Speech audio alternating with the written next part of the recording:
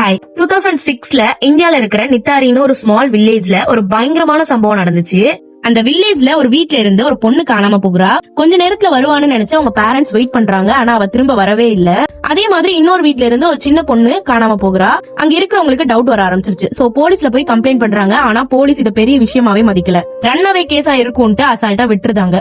ஒரு நாள் drainage clean பண்ற பர்சன் ஒரு பெரிய பங்களாக்கு பின்னாடி கிளீன் பண்ணும்போது வித்தியாசமான ஒரு விஷயத்த பாக்குறாரு. ஸ்கல், போன்ஸ், அப்புறம் சின்ன சின்ன ட்ரெஸ் பீஸ் எல்லாம் அங்க இருக்குது.